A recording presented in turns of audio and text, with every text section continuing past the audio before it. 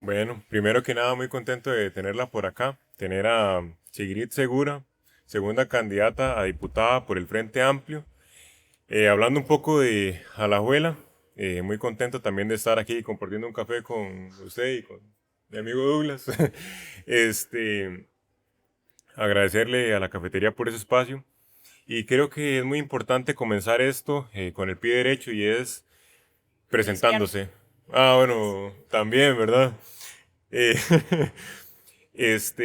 presentándose no solamente como eh, candidata política, sino también como persona que la gente pueda conocer y entender la figura que hay detrás de sus ideales, por ejemplo. Muchas gracias. Muchísimas gracias, Gabriel, por la invitación. Muchísimas gracias también al café, Ale Café, y a ustedes por acompañarnos en este cafecito que nos estamos tomando hoy acá. Bueno, un gusto a todas y todos quienes nos ven y nos escuchan. Mi nombre es Sigrid Segura, yo soy poaseña, soy la mayor de tres hermanas, crecí en Poás. Em, y dentro de ese camino me he ido topando con muchísima gente que me fue acercando a las causas sociales, desde los movimientos sociales, por ejemplo, contra el TLC, Ujú. contra el combo del ICE. Y ya más adelante entré a la universidad a estudiar. Soy geógrafa de Ujú. profesión, especialista en datos e inteligencia artificial. Y he tenido la oportunidad también de servir al país como funcionaria pública. He trabajado en la agenda de la transparencia, de lucha contra la corrupción, del acceso a la información pública.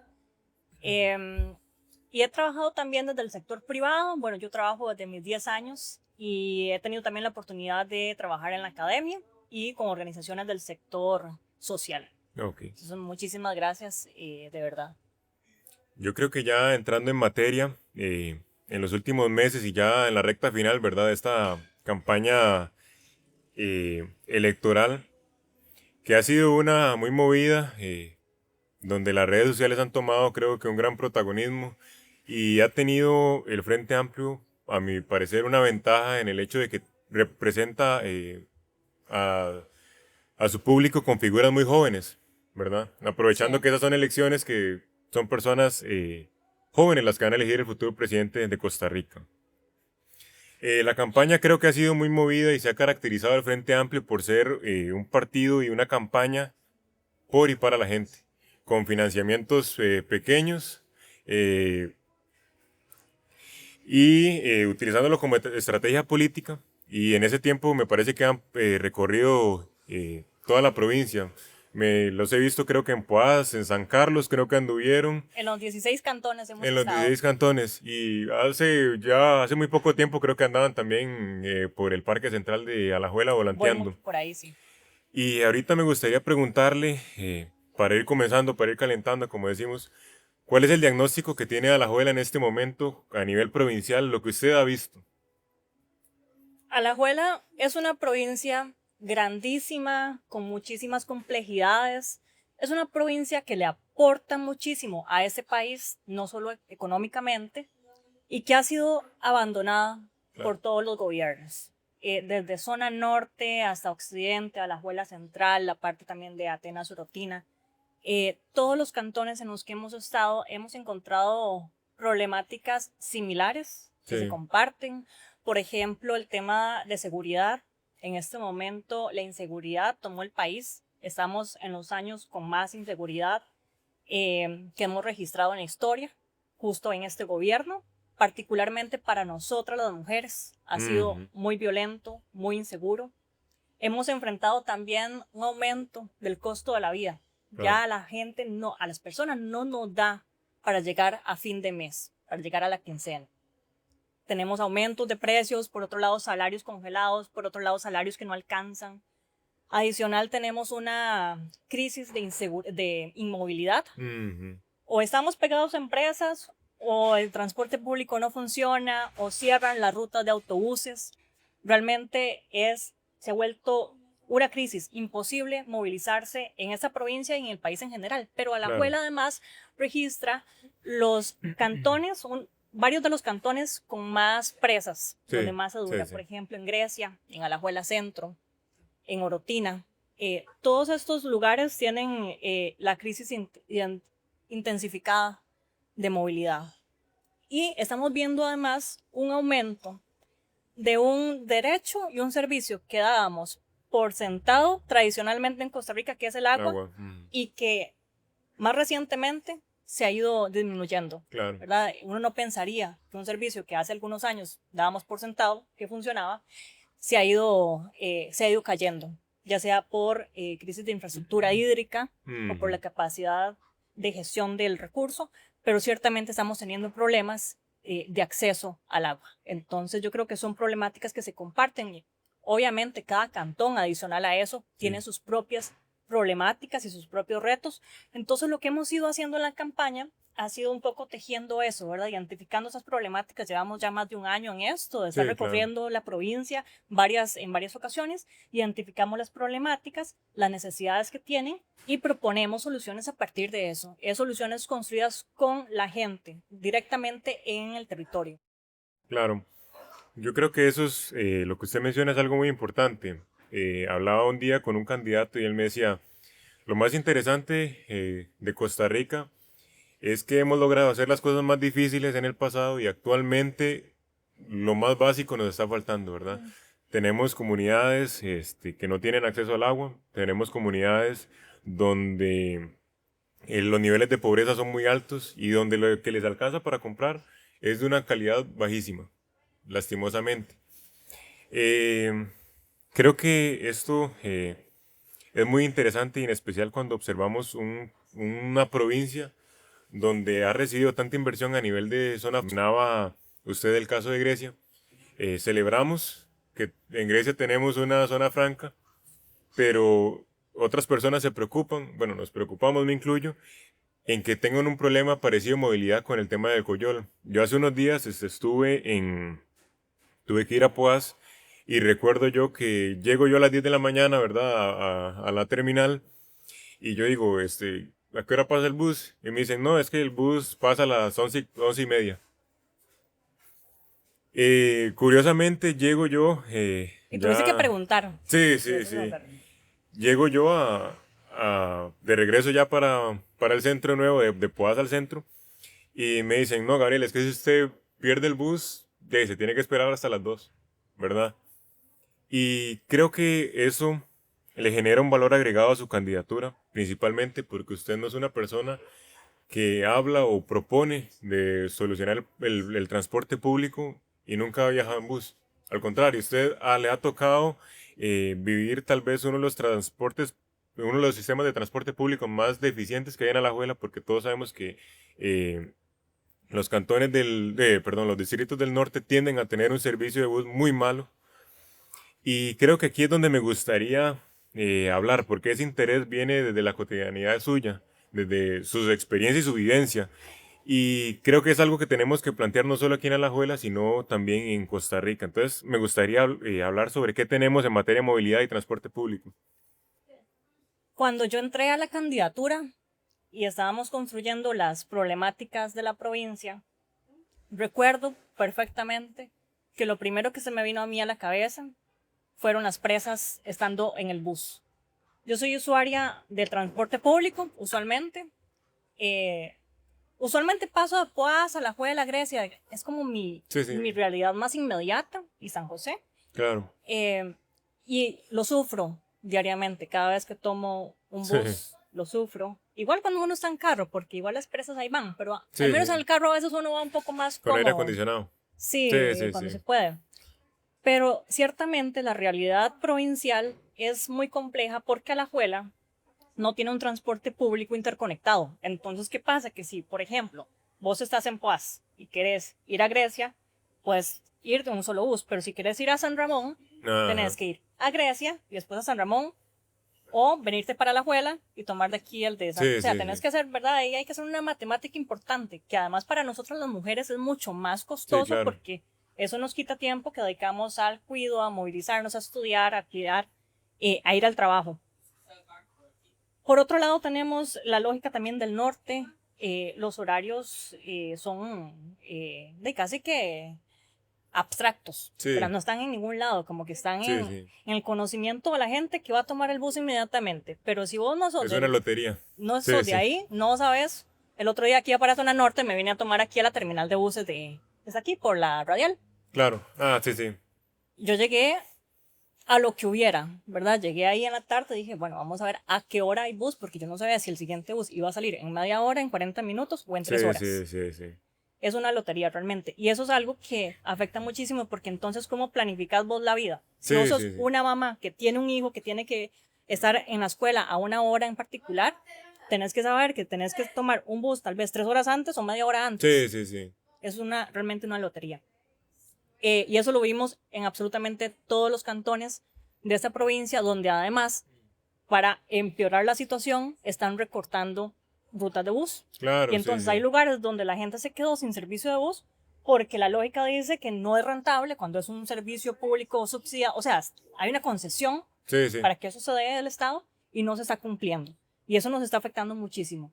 Entonces, parte de eso, de las propuestas que tenemos para solucionar la situación, tienen que ver por varias vías. Una es, bueno, primero utilizar la tecnología para agilizar. Se pueden poner semáforos inteligentes. Eso no es un costo grandísimo para el Estado. Eso se puede hacer de muchísimas maneras. Rutas planificadas con inteligencia artificial también. Carriles sectorizados. Ujú. Eso hay que promoverlo, hay que implementarlo. Y hay que generar un transporte público realmente articulado, que Claro, no claro. uno tenga que ir brincando de cantón a cantón, porque imagínate, no es solo el ir a tomar el bus, es que para tomar ese bus tenés que esperar a que Sí, llegue el sí. bus Sí, sí. y tenés que averiguar además el horario en que ¿Cuándo? sale el ¿Cuándo? bus. No sabemos, ¿verdad? Sí, Que claro. justamente la otra propuesta es esa, Sí, que sí. tengamos las rutas planificadas y se publiquen los horarios de todos los buses en tiempo real. Es decir, la ARECEP no debería estar pintada en esto. Esas rutas ya existen, ya están. Lo que hay que hacer es publicarlas y publicar los horarios. Las rutas de autobús, las empresas encargadas de las rutas de autobús, tienen esos horarios, tienen que cumplirlos porque además eso se registra. Sí, claro, claro. Entonces, se publica la información, la gente tiene acceso a esa información, no tenés que estar yendo hasta la parada a preguntar a qué hora sale el bus, sino Sí, que sí. revisás a qué hora sale de previo, acomodas tu vida con base en eso. Y lo otro es que podamos ver también el bus por dónde viene. Ajá. Nuestro diputado actual, Antonio Ortega, perdón, ha trabajado un poco esa parte que tiene que ver con la identificación de los buses con GPS y demás para Ujú. poder ubicarlos y con eso podemos tener una trazabilidad y saber por dónde viene el bus, Como un cuánto Uber. falta. Claro, ¿cuánto Ujú. falta para que llegue el bus? Claro. Cuando vos pedís un Uber, ahí ves, bueno, faltan 3 minutos, Ujú. entonces vos ves por dónde viene el bus, ahí podés calcular cuánto falta Sí, para que sí. llegue a la parada. Y necesitamos también infraestructura vial adecuada, porque tenemos una crisis climática que hay que atender ciertamente. Pero esa crisis climática nos está generando que en muchos lugares, por ejemplo en el norte, se Mm. inunden las calles. Bueno, eso no pasa solo en el norte, aquí en Sí, Alajuela, cuando llueve, cuando es época lluviosa, aquí se inunda todo sí, sí, esto. sí. Entonces necesitamos infraestructura para la gente, para poder caminar. Porque ¿cómo vamos a llegar a tomar el bus si no podemos ni siquiera llegar caminando a Claro, tomarlo? Entonces, claro, como, claro. ¿verdad? Y adicionalmente hay que llevar el tren a la Juela Centro. En este momento, las personas, por ejemplo, que llegamos a Fecosa, tenemos que tomar otro transporte para llegar a tomar el tren. Y eso lo hace casi que inviable, porque Sí, uno lo sí. piensa 2 veces, ya no es voy a ir a tomar el tren, sino que uno dice, bueno, voy a ver si puedo llegar, porque además tiene horarios muy reducidos. Hay que ampliar esos horarios. Tenemos que garantizar que el tren funcione todo el día, todos los días de la semana, incluyendo fines de semana. Eso es parte de la movilidad y es parte del bienestar, porque eso no es solo un tema de que estamos pegados a empresas y nos genera estrés, sino que es un tema de Ujú. salud pública, Claro, porque claro. el aumento de estrés en empresas nos está pasando factura en una crisis de salud mental también. Entonces eso hay que verlo La también como calidad un de vida. tema exacto de salud Claro. mental. Yo creo que esto me parece muy interesante hablando del tema del tren, porque el tren, eh, hablaba un día yo, que tiene una gran ventaja hablando de tiempos. Por ejemplo, llegamos a Heredia en media hora, llegamos a San José tal vez en 45 minutos, pero tenemos un problema en cobertura y en frecuencia. Sí, O sea, está en la completamente. pura mañana o O en en la la pura pura tarde. tarde. Que curiosamente en la pura tarde cuando está nadie ha salido del trabajo, ¿verdad? Porque es Ajá. como a las 3 y algo. Ujú. Y después creo que queda como a las 7. Entonces yo me parece como un tema bastante interesante y una conversación necesaria. Lo es ciertamente porque es una emergencia país. O Claro, sea, se ha claro. vuelto casi, o sea, uno calcula cuánto dura uno llegando de un punto A a un punto B. Es absurdo, 30 kilómetros se pueden durar 3 4 horas en transporte público. Y el tren está para, Sí, sí. ¿verdad? Para solucionar un poco eso. Y si no funcionan las horas en las que el transporte público está funcionando, entonces no tendría mucho sentido. Me parece excelente que el tren esté funcionando en ese momento, pero no da abasto. El Sí. tren va lleno, cuando va lleno, lo vemos. Y uno ve también las rutas de autobuses, cuando uno anda para allá y para acá, vienen llenos, además, más que todo en los horarios laborales. Sí, sí. Entonces uno dice, bueno, pero si hay demanda, ¿por qué no se hace? Porque justamente la excusa que dan para las rutas de autobuses es que no hay demanda. Pero bueno, en este caso hay demanda, sobra la demanda, hay una sobredemanda. ¿Y por qué entonces no se hace? Queremos hacerlo y vamos a hacerlo este próximo año. Vamos a iniciar con el gobierno del Frente Amplio. Yo creo que por ese lado hay un tema importante, porque un día un amigo me decía, que es una lástima que no esté aquí porque es partidario, de ustedes, y él me decía, madre, ¿cómo usted le explica a un alemán que usted en 4 kilómetros dura media hora, ¿verdad? ¿Cómo usted le explica a alguien eso, verdad? Eh, un tema importantísimo que usted me ha mencionado es el tema de la trazabilidad, el tema de tener datos abiertos necesarios para nosotros los ciudadanos. Usted mencionó el tema del transporte público, de ver más el bus como un Uber en ese sentido, pero hay temas en los que quedamos debiendo. Curiosamente, la normativa de la Contraloría relacionada a los presupuestos públicos tiene un apartado, no me recuerdo si era el 4, pero dice específicamente que cada institución pública tiene que tener un apartado de gobierno abierto, donde se vea la transparencia en materia de estados financieros, presupuestos, creo que contrataciones, entre otras cosas de SICOP, y no es nuevo. Curiosamente no es nuevo, pero usted, por ejemplo, se mete a algunas municipalidades y a veces dentro del GAM, curiosamente usted encontrar esa información es casi imposible. Mm. Y creo que aquí es importante porque usted es experta en datos y además ha dado conferencias relacionadas al tema de gobierno abierto, si no mal recuerdo. Y creo yo importante eh, hablar de esto. Justamente, bueno, he trabajado en la agenda de gobierno abierto desde hace ya, bueno, muchos años, porque yo inicié en todo esto con la comunidad de software libre, Mm, mm. transicioné un poco al tema de datos, datos abiertos y gobierno abierto y estado abierto más recientemente, que es básicamente ver esto desde una visión más macro que incluye al Poder Ejecutivo, al Poder Legislativo, al Poder Judicial, ¿verdad? Verlo desde todos los ámbitos. En Costa Rica, lamentablemente, tenemos eh, muchos atrasos en la materia de acceso a la información pública. Costa Rica, hasta el año pasado, tiene una ley de transparencia y acceso a la información pública. Esa ley básicamente es la base de decretos que ya existían de antes, de otros gobiernos que han venido trabajando en la temática, pero que no es suficiente. Sí, Porque, primero, como vos lo decías, la información cuesta encontrarla. No se han definido un mecanismo para que la información sea fácil de acceder. Y segundo, porque ese cumplimiento queda a veces muy supeditado al criterio de la administración, sea municipal, sea institucional. La ley que se aprobó lo que viene es hacer esto mismo que vos decías de la Contraloría en temas, por ejemplo, administrativos, que tienen que ver con salarios, con presupuesto, con viáticos, con giras, con esa lógica más administrativa. Lo que proponemos es ir más allá. Te voy a poner un ejemplo, la ruta de autobús. mm, ¿Dónde están los datos? Ninguna ley, ninguna norma prohíbe publicar esos datos. No se publican porque no hay voluntad. sí, claro. Datos ambientales. Los datos de femicidios, por ejemplo. Nada impide publicar esos datos. Incluso territorialmente, con un mapa donde se vean los datos por territorio. Nada lo impide. No se hace porque no se quiere. Y si logramos tener una ley donde pongamos eso, ¿verdad? En el papel, se tiene que cumplir. Y eso es lo que queremos, hacer que las cosas pasen. Y no solo hablemos del acceso a la información pública y la transparencia, como a veces se hace desde una curul, porque es muy bonito hablar de eso, todo el mundo Claro. habla de transparencia, pero a la hora de hacerlo, no se ejecuta. Y por poner un ejemplo, este gobierno, que tanto habla de corrupción, bueno, que ellos combaten la corrupción, pero curiosamente dejaron las comisiones que trabajan en materia de corrupción, transparencia, acceso a la información pública, que son la Comisión Nacional de Gobierno Abierto y la Comisión Nacional de Datos Abiertos, las dejaron congeladas. Las han tenido congeladas esos 4 años. Entonces yo me pregunto, bueno, ¿cuál es entonces la lógica de esto, el objetivo de hablar por un lado contra la corrupción, pero por otro lado no hacen nada para que no haya corrupción? No hay congruencia. Tenemos además un tema de una estrategia que se hizo en el país hace algunos años. Resulta que en Costa Rica el tema de anticorrupción está como muy desarticulado. Entonces tenemos la Contraloría, tenemos Poder Judicial, tenemos como muchas cosas dispersas. Hace algunos años, varias instituciones y organizaciones, incluyendo la Procuraduría de la Ética Pública, se tomaron la tarea de hacer una estrategia. Ahí hubo participación de sector público, sector privado, academia, sociedad civil, para construir una estrategia que agrupara las acciones que necesitaba Costa Rica hacer para lograr tener prevención y atención de la corrupción. Claro. Se inició la estrategia, se publicó como entrándose gobierno, ahí quedó.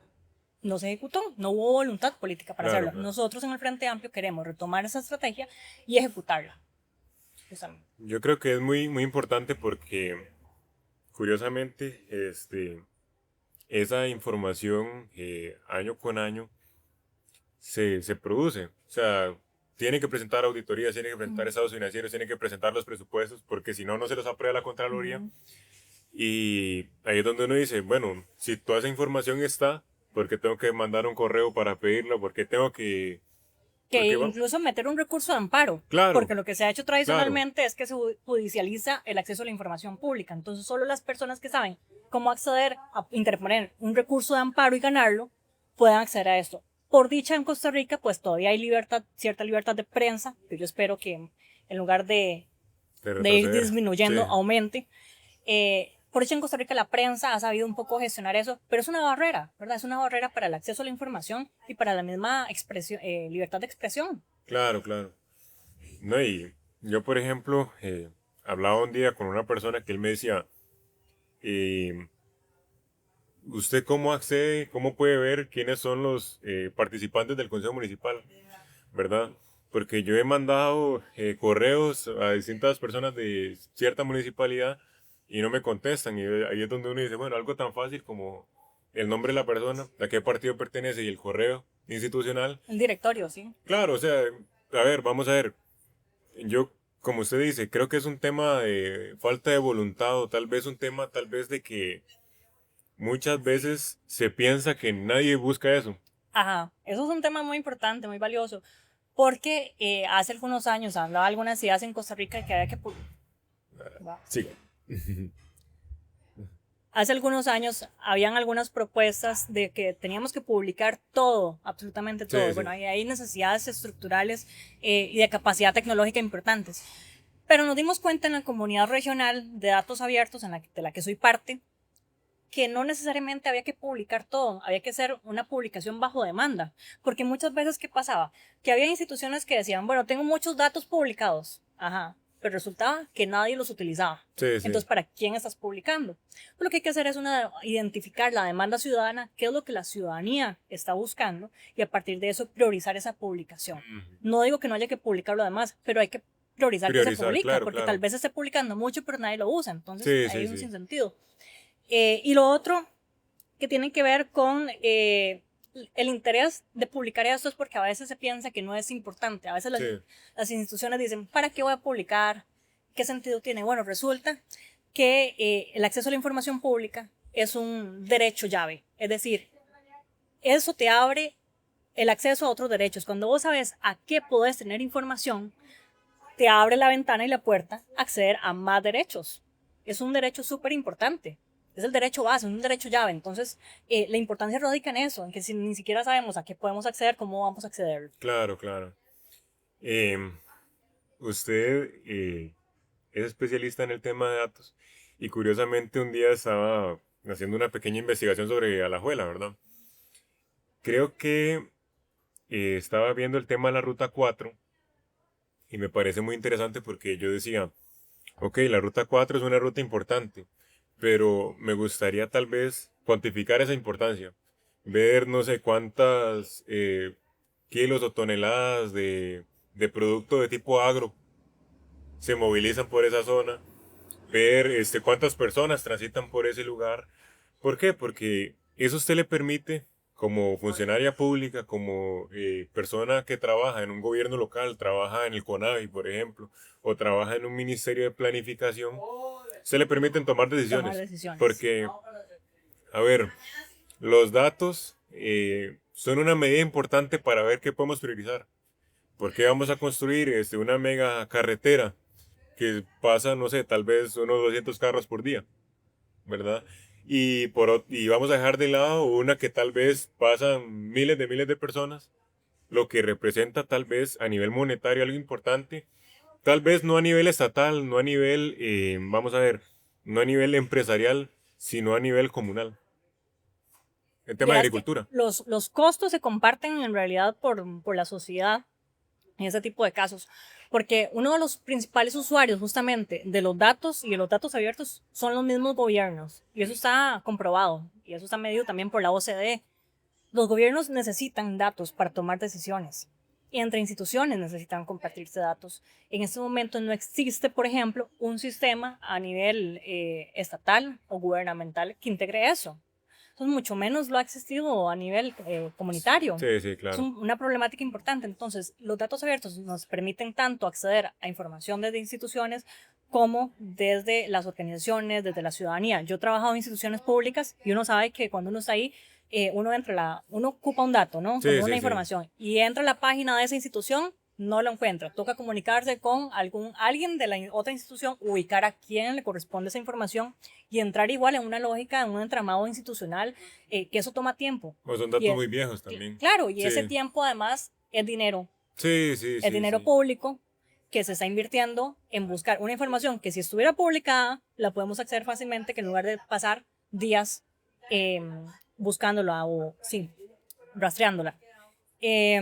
Entonces, en ese sentido, para eso es que justamente se necesitan los datos, porque si queremos saber, por ejemplo, ahora que estábamos construyendo las propuestas de campaña, Sí, nosotros nos tocó ir a revisar datos, pero eran datos que no estaban, que tuvimos que buscar la forma de obtenerlos, y eso llevó tiempo, obviamente. Pero entonces, ¿cómo podemos solucionarle la vida a la gente si no tenemos los sí. datos? Si no sabemos cuántas toneladas se mueven por ruta 4, si no sabemos cuántas personas viajan en las rutas de autobús, si no podemos medir eso, entonces, ¿cómo vamos a generar soluciones precisas? Sí, claro, porque terminarían en arbitrariedad, Claro, ¿verdad?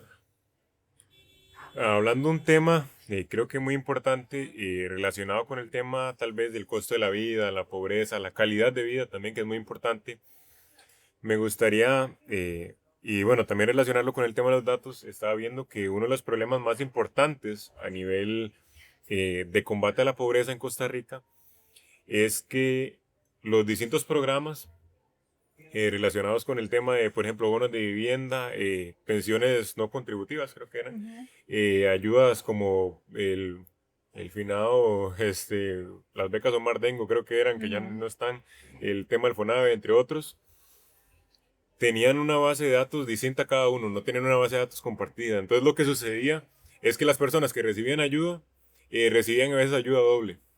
Ajá, ajá. Entonces tal vez me gustaría tal vez hablar como un poquito más como el tema de combate a la pobreza y tal vez relacionarlo un poco con los datos, pero queda a su criterio. Sí, y no, y está relacionado porque en general cuando hablamos de información y de datos, hablamos también de solucionar problemas comunes y uno de esos es el combate a la pobreza. En Costa Rica en este momento tenemos una importante asfixia económica y de costo de vida. La gente no está llegando a fin de mes, las mujeres no les está alcanzando ni siquiera el tiempo para poder vivir dignamente y eso está repercutiendo en el bienestar y en la salud. Entonces, los datos, por ejemplo, que ahora que vos hablabas, por ejemplo, el tema de vivienda, Ujú. de pensiones, nosotros desde la propuesta legislativa que yo llevo, lo hemos metido dentro de un tema de territorio. La propuesta legislativa, para contarte tal vez rápidamente, Claro, claro. que yo llevo, se basa en tres ejes. Yo le puse las tres T porque todas inician con T, que inicia territorio, transformación y tecnología. Entonces, territorio tiene que ver con todo lo que se mueve dentro de un espacio. Los buses, transporte público, vivienda, acceso a servicios.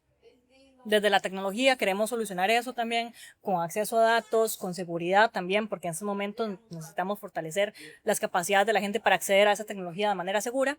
Inteligencia artificial, que en este momento va a seguir en auge. Y la tercera es transformación, que tiene que ver con empleo, acceso a empleo digno, con transformación en la lógica de cómo nos relacionamos laboralmente. Claro. En este momento, por ejemplo, en mi tiempo, nos decían a los jóvenes, estudie para que tenga,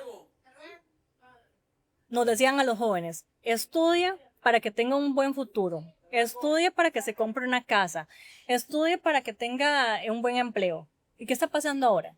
Que ahora estudiamos y Gente podemos muy sacar calificada no muchas consigue. maestrías Sí, y no hay trabajo digno tampoco. claro, claro. Eso es una problemática porque se ha ido transformando la lógica laboral, no solo en Claro, este claro. país, sino a nivel mundial. Entonces necesitamos responder a eso, ¿verdad? No podemos quedarnos nada más esperando que la gente se gradúe y si no tenga trabajo y no Sí, tenga sí. un salario digno.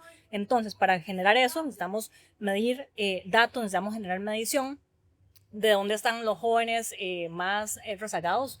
Tenemos una propuesta interesante, por ejemplo, que tiene que ver con zonas francas. Hay que dar incentivos a las zonas francas para que contraten jóvenes Sí, que claro. están capacitados y no tienen por qué estar además donando su trabajo, porque lo que pasa actualmente es que se meten a hacer muchas Prácticas. prácticas profesionales y voluntariados para generar experiencia, porque no les dan trabajo si no tienen experiencia.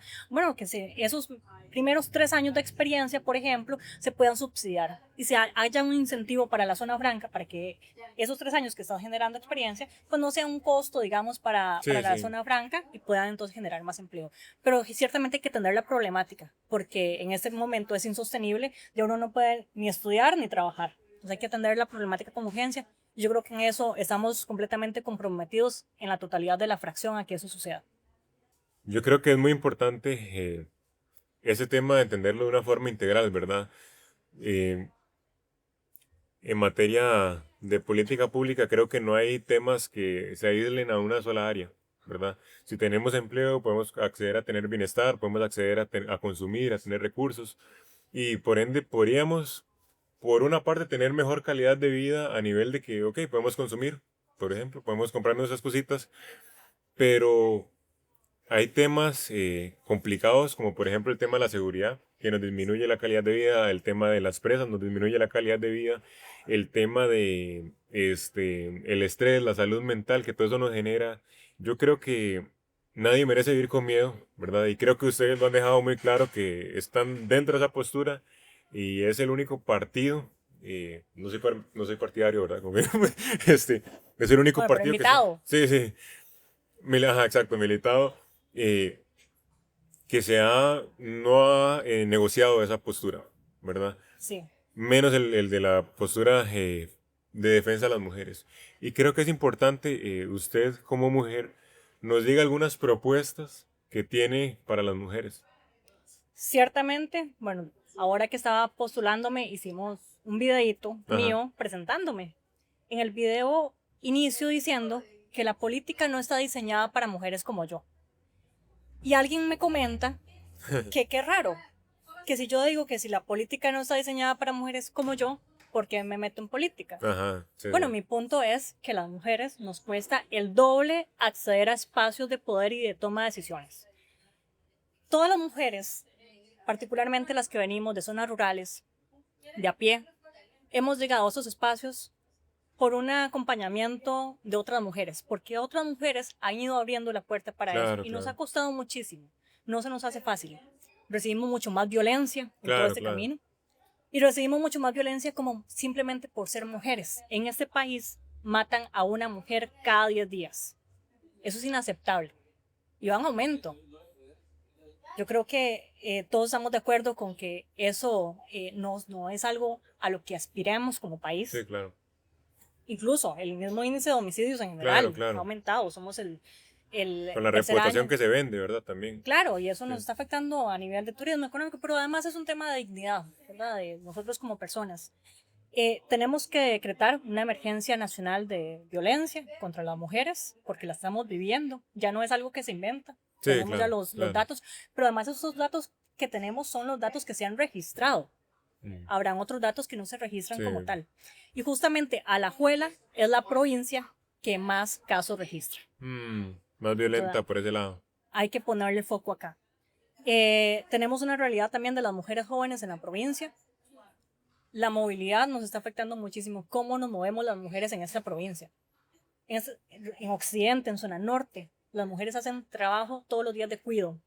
Van a comprar a hacer las compras para hacer el almuerzo, atender las labores de cuidado, ya sea de los hijos, Los padres, las de casas de los familia o algo así. padres, de Sí, familiares, de personas en alguna condición de discapacidad. claro. Hacemos el cuidado diario de esas personas. ¿Cómo es posible que una mujer tenga que levantarse temprano, ir a dejar al hijo a la escuela, se vaya a trabajar, llegue de vuelta, tenga que atender a otro familiar? Porque además con estas presas va llegando tardísimo a atender las labores de la casa y el otro día A volver a volver hacer lo a la mismo, misma dinámica. claro. Eso es inhumano. Eso es completamente inhumano.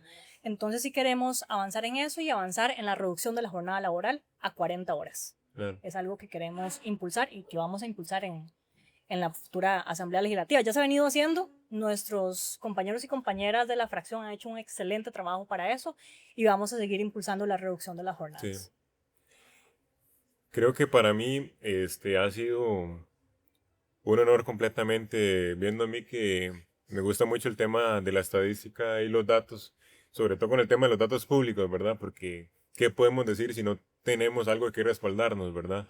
Y hacer más, cada vez más abierta la ciencia, ¿verdad? Hacer más abierta la información. Para mí ha sido un privilegio tenerlos a ustedes por acá, ¿verdad? Desde el año pasado veníamos con eso de Sí, reunirnos y ha sido todo un honor, ¿verdad? Porque hemos podido abordar distintos temas muy relacionados, pero que siempre nos interesan a todos los alajuelenses. Y creo que es algo muy importante enfocarse, ¿verdad? Enfocarse en ese alajuelense de a pie, el enfocarse en ese alajuelense no le alcanza, que no alcanza. que no solo es alajuelense, sino que tiene otros 6 gentilicios, ¿verdad? En las distintas provincias, y a algunos les cuesta más que otros, ¿verdad? Y creo que ha sido un honor. Y me gustaría finalizar con el tema de que yo creo que el Frente Amplio ha sido un partido que en sus 21 o 22 años se ha caracterizado por ser un partido social, a mi vista, donde el ser humano está puesto en el centro de todo, ¿verdad? El costarricense de a pie. Y me gustaría preguntarle, para ir cerrando, que si podría hablarle a los alajuelenses de por qué esta propuesta nos debe generar ilusión. Sí, yo quiero agradecerle mucho por el espacio, Gabriel, agradecerle también por el espacio Ale Café. Fue una conversa súper rica. Me hubiera gustado estar muchas más horas acá, creo que da para mucho más. Pero muy agradecida también con ustedes por escucharnos un ratito. Yo quiero decirle a la gente que nos escucha que hay esperanza, hay una opción posible. A la gente que está ahogada por la economía, por el costo de la vida, por las deudas, por las becas, por la inseguridad, que hay opción. Tenemos opción real de salir de esto.